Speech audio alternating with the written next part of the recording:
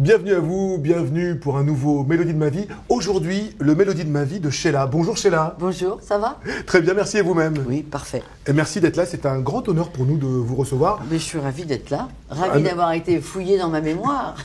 Et c'est vrai que, bon, et vous connaissez le principe de l'émission, nous vous avons demandé en amont de sélectionner 5 chansons, 5 chanteurs qui ont été un petit peu la bande originale de votre vie. Ouais. Vous qui êtes la bande originale de la vie de 50 millions de Français, c'est bien un petit peu d'inverser les rôles et de vous demander à vous. D'ailleurs, vous nous avez dit que de plus en plus, quand les gens vous voyaient maintenant dans la rue, vos fans parfois se mettaient à pleurer. Alors oui, ça a commencé il y a 6-8 mois.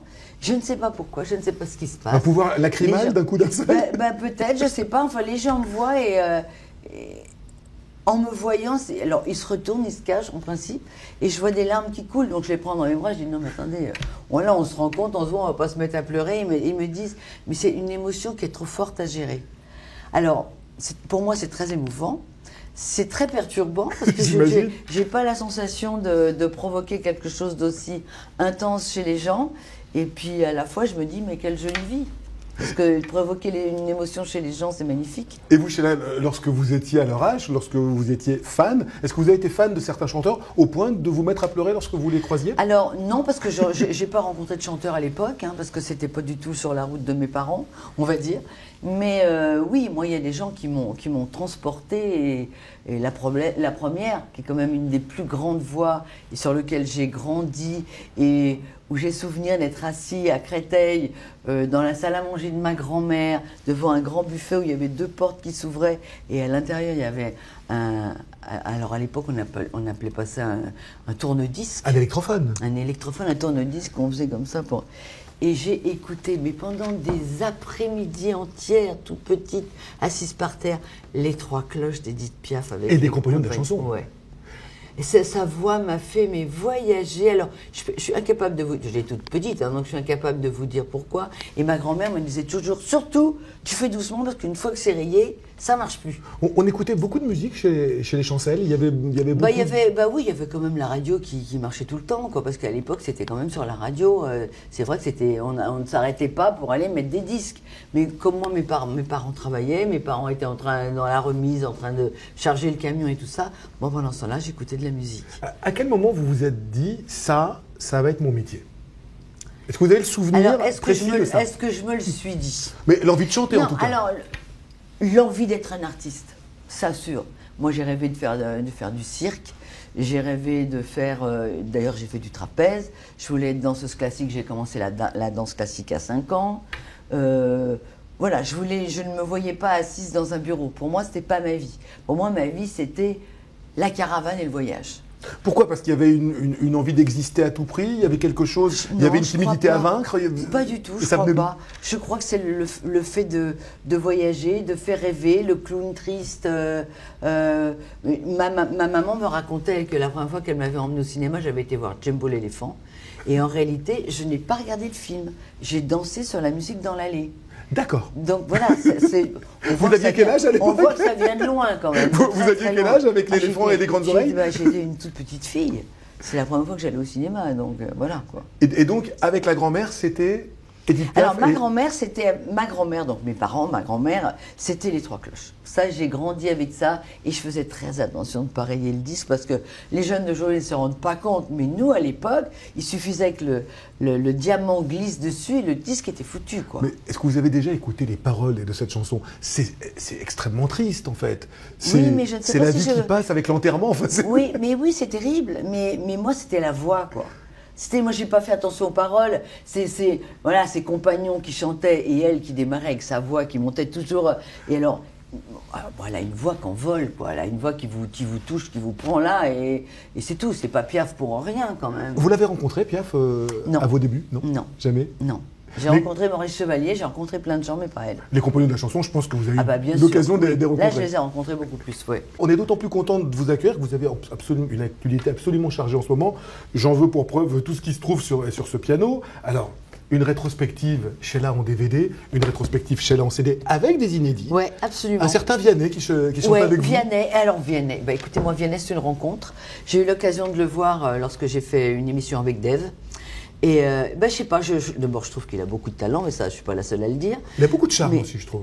Ouais, et puis vous savez quoi, il est gentil. Et quand je dis là, alors on dit il est gentil, c'est facile de dire. Non, c'est quelqu'un de c'est un joli mot, gentil. C'est quelqu'un de foncièrement gentil, foncièrement généreux.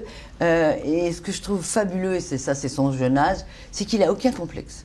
Il est bien, il est heureux, il y va avec ses 2 pieds dans ses chaussures, c'est le cas de le dire. Moi, j'ai été le voir à l'Olympia, il m'a absolument époustouflé, parce que franchement, il est tout seul en scène, il fait 1h30 de spectacle, où il tient le truc tout seul avec sa guitare, quoi. Alors après, c'est pas le plus grand danseur de la Terre, mais par contre... C'est un style de danse. C'est un style de danse, mais en tous les cas, vraiment, je trouve qu'il a beaucoup de talent. Vous êtes très curieuse, vous allez souvent écouter des artistes de la nouvelle scène française. Vous êtes quelqu'un qui écoutait la radio, qui écoutait les nouveautés. J'écoute les nouveautés, j'écoute pas tout. Il y a certains rappeurs que j'aime bien, il y a certains trucs qui... Bon, moi, j'aime ce qui bouge, hein, a priori, mais voilà, moi, je trouve que quand il y a...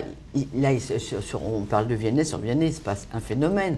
C'est-à-dire qu'il a une façon d'écrire, il a une voix, il a un timbre de voix. Il a un timbre de voix, il a un truc qui fait qu'on ne peut pas passer à côté. Après, on aime, c'est comme Papa Outet. Oui. C'est le même genre, c'est des gens, ils sont là, ils sont hors du temps, ils ne sont pas dans la mode. C'est pour ça qu'ils Stromae. C'est pour ça qu'ils ne vont jamais se démoder, parce qu'ils sont dans un style très particulier qui est le leur. Moi, je trouve ça intéressant. Alors, chez là aussi, dans votre actualité, un titre que vous incarnez formidablement bien, Les Bonheurs de la vie. C'est un titre qui vous va bien, ça. Ouais. C'est votre nouvel ouvrage. Oui, ouvrage. Enfin, c'est un livre de conseils. C'est un livre de conseils de vie, un livre j'ai mis 2 ans à l'écrire. Et surtout, l'idée m'est venue de... Vous savez, je suis sur scène tout le temps. Et à chaque fois que je sors de scène, je dédicace. Et là, les gens viennent et me disent « Oh là là, mais quelle énergie, mais comment vous faites à votre âge ?» La phrase qui ça doit vous énerver, à ça. votre âge. Mais arrêtez de nous gonfler avec l'âge. Vous avez de l'humour par rapport à ça. J'ai l'impression que vous avez... Les gens ne vous connaissent peut-être pas avec cet humour-là. Mais bien sûr que j'ai de l'humour. Mais surtout, il faut arrêter de parler d'âge. On s'en fout de l'âge. L'âge, il est dans la tête. Il y a des gamins de 20 ans qui sont des vieux. On en connaît. Ouais, voilà, moi je me suis arrêtée à 40, je suis bloquée à 40, tout va bien, et je me projette. Vous savez quoi? Alors, il y a 2 mots bannis du vocabulaire, je vous les donne hein, tout de suite, c'est retraite, parce que ça veut dire égal cimetière, voilà. Et c'est senior. Ouh, ça c'est pas beau, ça. Ça c'est moche, c'est moche. Ça sonne pas, c'est moche. Alors c'est quoi? Moi j'ai décidé, on va faire major, les majors. Je trouve ça beau. Majorette. Alors oui, majorette, enfin ça c'est votre truc. Ça vous engage chez vous. Hein. Moi j'ai pas parlé de c'est vous qui voyez après. Non mais les majors, je trouve ça beau quoi. On a de l'expérience, on sait, on est major. Quand on sort major, diplômé d'un truc, on a ses galons. Eh ben j'estime que passé un certain moment, on a nos galons. Mais on n'est pas des seniors. Arrêtez maintenant. Voilà. Alors, Sheila, vous qui n'êtes surtout pas une senior, dans cette rentrée chargée, j'ai l'impression que la presse ne vous a jamais autant suivi. Qu'est-ce que ça vous fait pendant des années?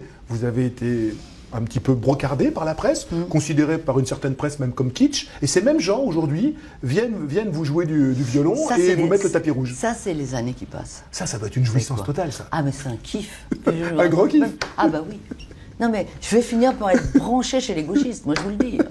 Non, ça me fait rire. Ça me fait rire parce que, honnêtement, entre il y a 15 ans et maintenant, je vois pas où est la différence. Mais comme quoi, avancer dans le temps a du bon. C'est-à-dire qu'on commence à s'occuper de vous. Et on vous fait les washi-washa, les washi-washa. Donc moi j'adore les washi-washa. Vous êtes sensible aux washi-washa ou? Non, je m'en fous un peu parce que... Mais simplement, je suis... moins facilement atteignable que je ne l'ai été. Parce qu'on a tellement dit de choses, on a tellement écrit de choses, qu'aujourd'hui, vous savez quoi?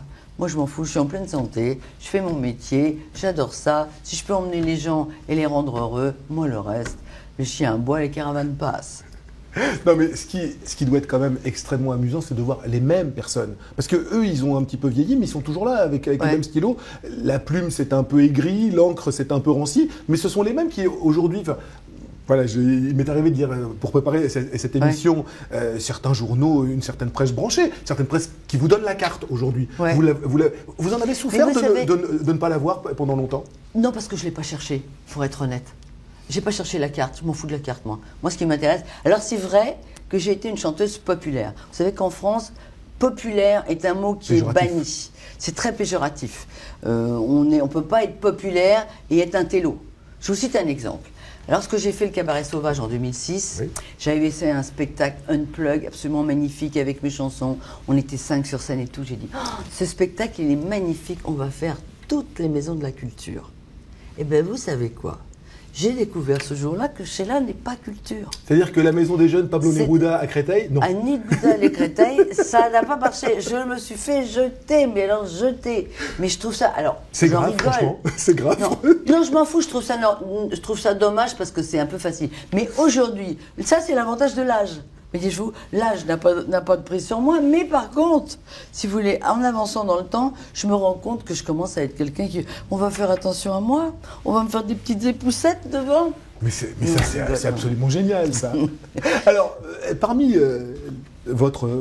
vos choix et la bande originale de votre vie, il y a quelqu'un qui a été aussi une énorme, comme vous, une énorme star dans les années 60, qu'on a découvert dans les années 60 en France, avec des chansons, entre autres, signées et de Serge Gainsbourg, une petite Anglaise qui est venue ici, chez nous, et qui a fait une carrière internationale, c'est Petula Clark. Ouais. Et vous avez choisi la chanson Chariot. Pourquoi? Alors, d'abord parce que Petula, ça a bercé ma jeunesse, parce qu'on a démarré à peu près en même temps, mais je l'avais entendue. Elle a une voix absolument magique. Petula, je crois qu'en France, on n'est pas conscient du talent de cette femme, parce que si vous allez aux États-Unis, c'est quelqu'un qui est à Broadway tout le temps. C'est quelqu'un qui est en Angleterre, qui vient de reprendre Sunset Boulevard après Glenn Close, qui a une voix absolument magique. Et puis surtout, Petula, c'est quelqu'un qui... Alors, vous me parliez de quelqu'un qui m'a donné envie de chanter. Elle a fait partie des gens qui m'ont emmené, puisque lorsque j'ai passé mon audition sur Chariot. D'accord. Chariot, c'est ma chanson. On avait sorti comment ça s'appelle? Un coffret complet de tout, et dedans, il y avait mon audition, et on entend Chariot. L'audition que vous avez passée dans Claude Carrère à l'époque. Oui, absolument. Claude Carrère, Jacques Play, oui. Et là, et c'est sur cette chanson-là qu'ils ont craqué sur. Absolument, ouais. Donc Petula, c'est mon porte-bonheur.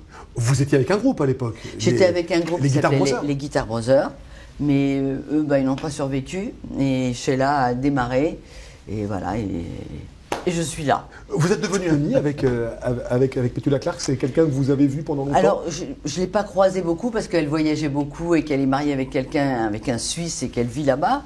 Mais voilà, Petula, j'ai fait d'ailleurs, quand j'ai fait c'était mes 40 ans de carrière, j'avais fait un hommage à Petula, où je reprenais en deuxième partie du spectacle plein de chansons d'elle en français, en anglais. Voilà, parce que moi, c'est quelqu'un qui m'a inspirée. On peut avoir de véritables amis chanteurs et chanteuses dans ce métier?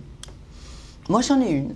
J'ai la chance d'en avoir une que je vois pas assez à mon goût, mais on a un lien et un fil qui est assez inexplicable, mais comme je lui dis, je pense que ça vient d'ailleurs, ça vient de nos autres vies, c'est Françoise. J'ai une profonde passion... Françoise Hardy? Ouais. J'ai une profonde passion pour elle. C'est pas quelqu'un que je vois beaucoup, mais je ne peux pas vous dire pourquoi. Je l'aime. Point. Ou peut-être que vous, comme elle, vous avez cette espèce de façon de parler cash, vous parlez vrai. Elle ne s'embête pas beaucoup pour dire ce qu'elle pense, et vous non plus d'ailleurs. Non, mais moi non plus. Aujourd'hui, j'ai fait attention. Pendant des années, j'ai fait très attention à ce que je disais. C'est votre luxe aujourd'hui de pouvoir vraiment dire aux gens ce que vous avez envie de leur dire? C'est ça, quand même. On a mérité ça. Vous savez, on a mérité ça et la liberté. Voilà, c'est deux choses qu'on a gagnées. Donc c'est merveilleux. C'est quoi le prochain rêve artistique de Sheila? Alors, le prochain défi, puisque vous passez votre temps alors attendez, parce à vous mettre des défis à vous-même. Il y en a plusieurs. Hein. Faites-nous rêver un peu. Alors, donc, franchement, je pense beaucoup à un nouvel album, une nouvelle équipe, des gens nouveaux, un montage. J'ai une idée en tête. Je ne vous dirai pas plus, mais si j'arrive à monter ce que je veux... C'est un bon teaser. Là, vous nous mettez en appétit. Non, je vais être contente. Alors, il y a ça. J'aimerais faire une pièce de théâtre. Ça, j'ai ça en tête depuis 2 ans, donc je suis dessus. Bon. Et alors, dans les... On va dire 3, peut-être pas 2018, 2019. Petite comédie musicale. Bon. Mais bon. Bon, écoutez, on vous souhaite 50 ans à venir aussi flamboyants que... Eh bien, écoutez, dans 50 ans, je vais quand même être entamée. Hein, mais bon, on verra. D'ici là, ils auront peut-être trouvé, je sais pas, la potion magique. Savoir. 120 ans, écoutez, dans 50 ans, c'est 120 ans. C'est bon, on est bon. C'est tout à fait... En tout cas, Sheila, merci d'être venue. Merci d'avoir pris ce temps pour venir nous faire découvrir vos choix. D'avoir été avec vous. Merci, Sheila. À bientôt. Au revoir.